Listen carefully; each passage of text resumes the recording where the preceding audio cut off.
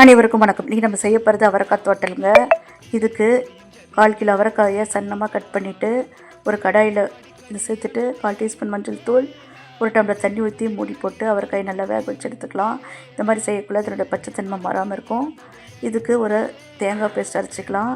2 table spoon தேங்காய், ஒரு சிவப்பு மிளகாய், 1/4 டீஸ்பூன் சோம்பு சேர்த்துட்டு கொரப்பாக அரைச்சி எடுத்து வச்சுருங்க. இது ஒரு பக்கம் அப்படியே இருக்கட்டும். ஒரு கடாயை வைங்க. 1 டேபிள் ஸ்பூன் ஆயில் ஊற்றுங்க. ஆயில் நல்லா ஹீட் ஆனதையும் 1/2 டீஸ்பூன் கடுகு, கடலைப்பருப்பு, உளுத்தம்பருப்பு சேர்த்துங்க. கடுகு நல்லா வெடிக்கட்டும், பருப்பு நல்லா நிறமாக இருக்கட்டும். இதில் ஒரு பெரிய வெங்காயத்தை சன்னமாக கட் பண்ணி சேர்த்துக்கோங்க.